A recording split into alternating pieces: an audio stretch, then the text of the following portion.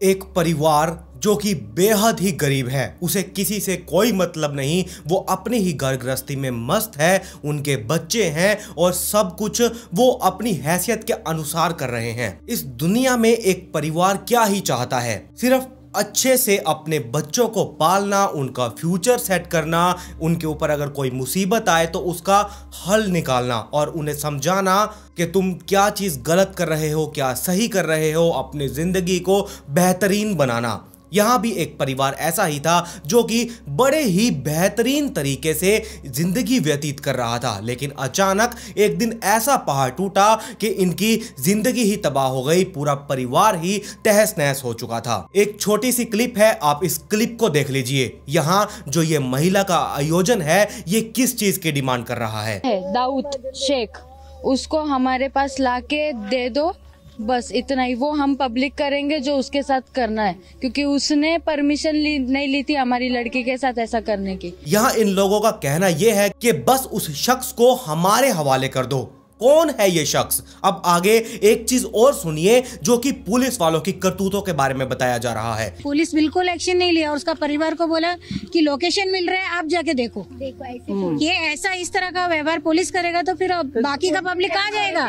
इन महिलाओं का ये कहना है कि पुलिस वाले ढंग से काम ही नहीं करते। जब उन्हें एक टिप मिल चुकी थी, उन्हें इस बात का पता था कि एक लड़की की यहाँ ऐसे ऐसे डेड बॉडी मिली हुई है, तो आप लोग वहां क्यों नहीं गए? वो तो बल्कि पुलिस वाले उस लड़की के परिवार वालों को ही कह रहे हैं कि भाई आप जाइए, देखिए आपकी वहां लड़की है भी कि नहीं। जब 2 दिनों तक किसी भी परिवार की लड़की गायब हो तो उसके परिवार वालों के ऊपर क्या बीतती है, ये सिर्फ वही जानते हैं। लेकिन यहाँ पुलिस वालों की इतनी नाकामी की वजह से एक बड़ा हादसा हो चुका था। शायद आप लोगों ने इस स्टोरी के बारे में या इस केस के बारे में न्यूज चैनल्स में, न्यूज़पेपर्स में बहुत सुना होगा। कुछ ऐसी आज की स्टोरी है जिसे सुनकर आप लोग दंग रह जाएंगे। आज जो ये क्राइम सीन हुआ है, जो मर्डर हुआ है, इसकी रंजिश तो 5 सालों पहले से चली आ रही थी। आखिरकार कौन सी ये स्टोरी है, कौन सा केस है, यहाँ शख्स कौन है, वो लड़की, वो जिस फैमिली की मैं बात कर रहा था वो फैमिली कौन है,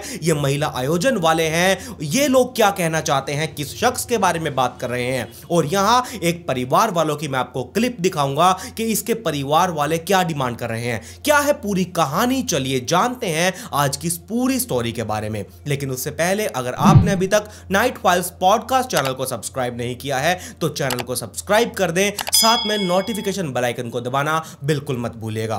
तो चलिए इस स्टोरी को स्टार्ट करते हैं। ये जो स्टोरी है, case of Yashasvi Shinde.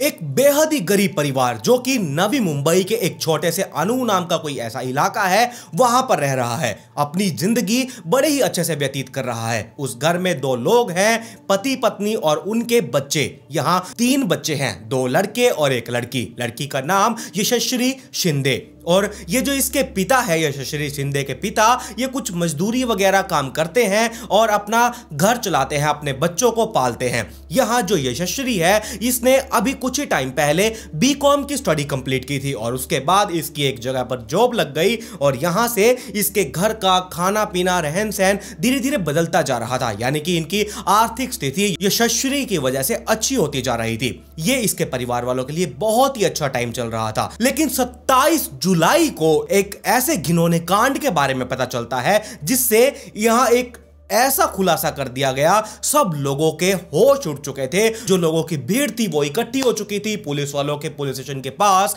Road पर जाम लगा दिया गया था। वो उनकी मांगे चल रही थी, हमें बस ये मांग हमारी पूरी कर दीजिए। थोड़ा दिन पहले चलते हैं, यानी कि 2 दिन पहले, 27 तारीख से 2 दिन पहले, मेरा मतलब है 25 जुलाई को एक लड़की गायब होती है, यशस्वी शिंदे, जो कि अपने परिवार वालों को यह कहकर गई थी कि वो अपनी फ्रेंड से मिलने के लिए जा रही है। हालांकि उसने उस दिन जॉब से छुट्टी ली हुई थी और अपने परिवार वालों को यह कहकर घर से निकली कि मैं अपनी फ्रेंड के पास उससे मिलने के लिए जा रही हूं, थोड़े ही टाइम में वापस घर आ जाऊंगी। लेकिन वो अपनी फ्रेंड की तरफ ना जाते हुए वो तो कहीं और ही चल दी। और इसके बाद जब 25 तारीख को यशस्वी अपने घर पर नहीं पहुंची, घर वालों को बहुत टेंशन होने लगी कि आखिरकार हमारी लड़की कहां है। उसका फोन भी लगातार उसके पेरेंट्स मिला रहे थे, लेकिन फोन स्विच ऑफ जा रहा था। अब उनकी हालत बहुत टाइट हो चुकी थी। थी उनकी लड़की ऐसे पहले कभी भी कहीं पर भी 1 घंटे के लिए गायब नहीं हुई। अब तो बहुत टाइम हो चुका है। 25 तारीख को ही इसके परिवार वाले पुलिस स्टेशन पहुंचे। वहां जाकर उन्होंने मिसिंग कंप्लेंट लिखवा दी कि ऐसे ऐसे हमारी लड़की ये कहकर गई थी लेकिन अभी तक वापस नहीं लौटी। अब ये समस्या क्या है? पुलिस वाले सोचने लगे कि कहां जा सकती है कहां नहीं। जिस फ्रेंड के बारे में वो कहकर गई थी वो लोग उस फ्रेंड के पास जाते हैं, उससे पूछताछ करते हैं, लेकिन नहीं, वो लड़की वहां पर आई ही नहीं। उससे और भी कुछ पूछा गया कि कहां जा सकती है कहां नहीं, कुछ भी पता नहीं चल रहा था। 2 दिन बीत चुके थे, 27 जुलाई आ चुकी थी। 27 जुलाई को पुलिस वालों को एक खबर मिलती है कि एक ऐसे ही नवी मुंबई में एक इलाका है, वहां एक पेट्रोल पंप है, उसके साइड में बहुत सारी झाड़ियां हैं, सुनसान वहां इलाका है। पेट्रोल पंप से थोड़ी सी आगे जाकर वहां एक डेड बॉडी मिली है। पुलिस वाले वहां पर पहले ना पहुंचकर उसके परिवार वालों को कहते हैं कि ऐसे ऐसे एक डेड बॉडी के बारे में पता चला है, आप लोग जाइए वहां पर जाकर देखिए कि सच में वहां डेड बॉडी है भी कि नहीं। और जब यह बात उसके घर वालों ने सुनी वो एकदम दंग रह गए कि ये पुलिस वाले क्या कह रहे हैं। पुलिस वाले अभी तक वहां नहीं गए, अगर डेड बॉडी है तो हमारी बेटे की थोड़ी ना होगी, ये ऐसे कैसे बोल रहे हैं। और जब वहां पर जाकर देखा गया वहां सच में एक लड़की की डेड बॉडी पड़ी हुई थी। इतनी हालत उस डेड बॉडी की खराब कर दी गई थी। जब आप लोगों को पता चलेगा आप लोगों के माथे से पसीना आने लगेगा कि सच में आगे से ऐसा किसी भी लड़की के साथ नहीं होना चाहिए। हम कुछ भी करने के लिए तैयार हैं, बस ऐसे लोगों को पकड़ो और अंदर डालो, उसके साथ कुछ भी करो, लेकिन दोबारा ऐसा किसी लड़की के साथ ना हो। अभी उसकी हालत के जानने के बारे में मैं आपको बताता हूं कि उसके साथ क्या कुछ किया गया था। पहले तो वहां गए, डेड बॉडी देखी, कपड़ों से पहचान लिया गया कि ये यशस्वी है।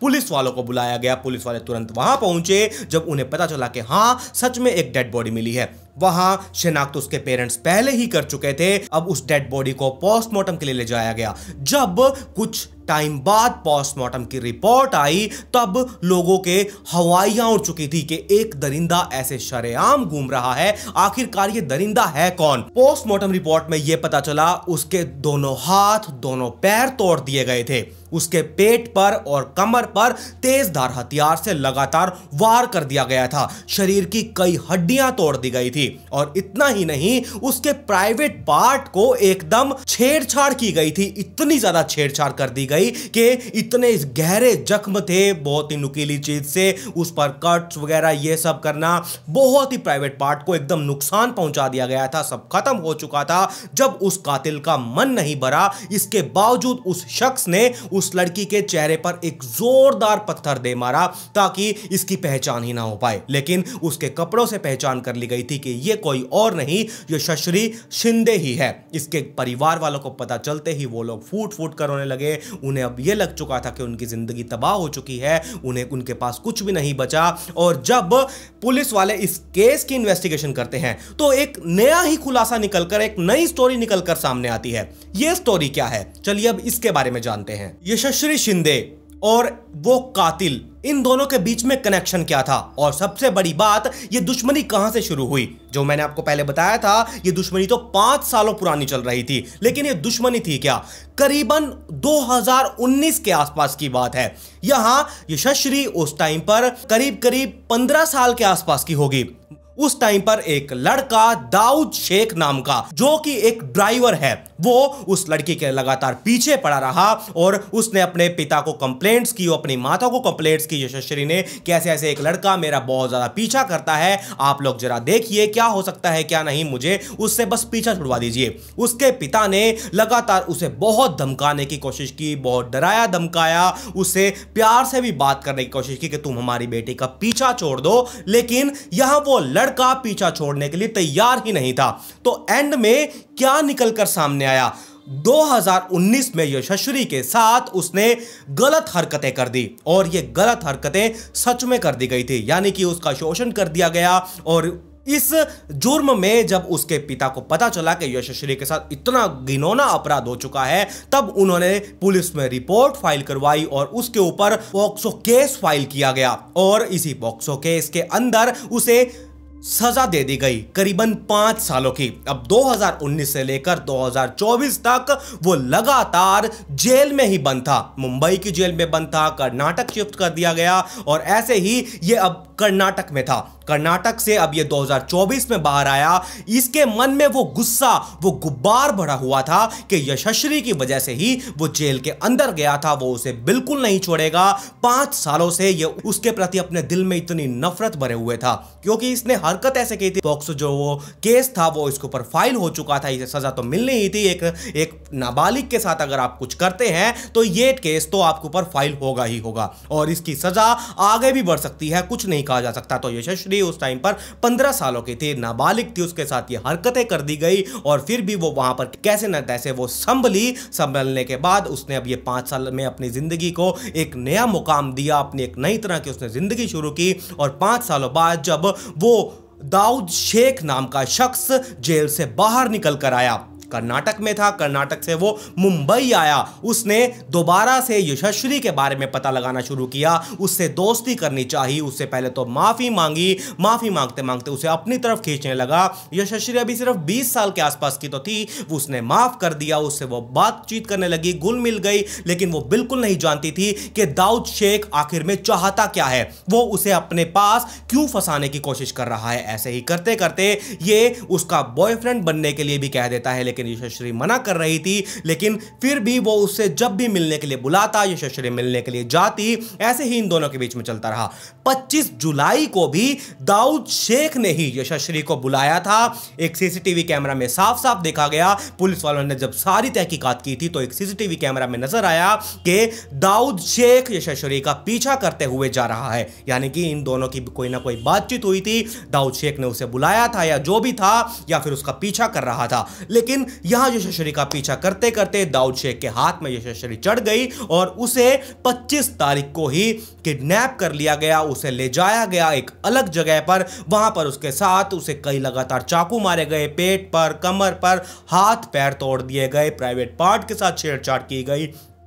इससे भी उसका मन नहीं भरा तो उसने एक भारी पत्थर लिया और यशस्वी का सर ही यानी कि फेस जमा ही खराब कर दिया, कुचल दिया गया। यशस्वी को बिल्कुल नहीं पता था उसके साथ क्या होने वाला है क्या नहीं। वो एक अपनी फ्रेंड का बहाना बनाकर घर से निकल रही है और जब वो दाऊद शेख से मिलने जा रही है तो आखिरकार उसका आगे अंत होने वाला है, ये उसे बिल्कुल नहीं पता था वो कितना बड़ा गलत स्टेप उठा रही है। अब ये सब कुछ हो चुका था, लेकिन जो दाऊद शेख था वो 5 सालों की नफरत को अपनी बुझा कर, पता नहीं उसके बाद भी ये नफरत उसकी मिटी कि नहीं, वो यहां से निकल गया, कहीं गायब हो गया। अब ये कहा जा रहा है, मैंने अभी थोड़ी देर पहले ही एक आर्टिकल पढ़ा कि दाऊद शेख को कर्नाटक की एक लोकेलिटी से पकड़ लिया गया। पुलिस वालों को एक सोर्स मिला था कि ऐसे ऐसे उन्होंने पहले तो सीसीटीवी कैमरास को खंगाला, नवी मुंबई के सीसीटीवी कैमरास को खंगाला और भी कई कैमरास को खंगाला। पुलिस वालों ने टोटल 12 टीम्स बनाई, सुपर टीम्स बनाकर बेंगलोर, कर्नाटक, पूरी मुंबई को घेर लिया गया। यहां बस दाऊद शेख को कैसे भी पकड़ा जाना था। तो यहां जब पुलिस वाले कर्नाटक फैल चुके, नवी मुंबई वाले पुलिस वाले कर्नाटक पहुंचे, वहां से उन्हें पता चला कि दाऊद शेख यहां है। लेकिन दाऊद शेख बहुत चालाक था, लंबे टाइम से यानी कि 3-4 दिन से लगातार छुप रहा था, उसका पता नहीं चल पा रहा था। लेकिन एक सोर्स की वजह से यह कहा जा रहा है कि आज 30 तारीख है, मैं 30 तारीख को यह रिकॉर्डिंग कर रहा हूं, तो दोपहर के आसपास यानी कि 12-1 बजे के आसपास यह कहा जा रहा है कि कर्नाटक में दाऊद शेख को अरेस्ट कर लिया गया है। अब उससे पूछताछ चलेगी आखिरकार इसकी वजह क्या थी, और भी कुछ वजह थी, तो जो भी सामने निकल कर आएगी आप लोगों को बता दिया जाएगा। और यह भी बताया गया उसके पिता के, उसके पेरेंट्स ने जो बात की। अब आप जरा सी ये वीडियो देखिए कि इसके पेरेंट्स क्या मांग कर रहे हैं। मैं तो चाहूंगा कि उसको मेरे उरन के जो है बहन, मेरी लड़कियां, उनके हवाले करो या फिर तेलंगाना में जैसा इनकाउंटर हुआ था वैसा उसका एनकाउंटर करो। उसका या तो एनकाउंटर कर दिया जाए या फिर उसे फांसी दे दी जाए, कुछ भी किया जाए, लेकिन हमें न्याय मिलना चाहिए। अब आप लोग इस वीडियो को शेयर करके उसके पेरेंट्स को न्याय दिलवाने में मदद करेंगे या नहीं, ये सब कुछ आपके ऊपर मैं छोड़ता हूं। और आप भी प्रे कीजिए कि कभी भी किसी लड़की के साथ इतनी दरिंदगी ना हो। वो भी इंसान है, किसी की बेटी है, किसी की बहन है, किसी की पत्नी है, किसी की मां हो सकती है, कुछ भी हो सकती है, लेकिन कभी भी किसी लड़की के साथ इतनी दरिंदगी नहीं होनी चाहिए। तो ये थी पूरी कहानी यशस्वी शिंदे की। आप बताइए आप लोगों का इस स्टोरी के बारे में क्या कहना है, मुझे अपनी राय दीजिएगा। वीडियो को लाइक कीजिए, जितना ज्यादा हो सके इस वीडियो को शेयर कीजिए, ये बहुत इंपॉर्टेंट है। अभी कुछ दिनों में एक इतना बड़ा कांड हो चुका है और आप ऐसे नहीं बैठ सकते, जरूर कुछ ना कुछ स्टेप उठाइए। ज्यादा कुछ नहीं कर सकते तो वीडियो को शेयर ही कर दीजिए, सभी को सावधान रहने के लिए बोलिए। तो ये थी पूरी कहानी। और अगर आपने अभी तक नाइट फाइल्स पॉडकास्ट चैनल को सब्सक्राइब नहीं किया है तो चैनल को सब्सक्राइब कर दें, साथ में नोटिफिकेशन बेल आइकन को दबाना बिल्कुल मत भूलिएगा। मेरी इंस्टाग्राम आईडी आप लोगों की स्क्रीन के ऊपर है, इसका लिंक नीचे डिस्क्रिप्शन में दिया हुआ है, जाइए और जल्दी से इंस्टाग्राम आईडी को फॉलो कर लीजिए। खैर, पिछली वीडियो का शाउट आउट अनु सोनी को, कमेंट पिक में to get a shout out in next video. मिलते हैं ऐसी ही एक और चौंका देने वाली इंटरेस्टिंग स्टोरी के साथ।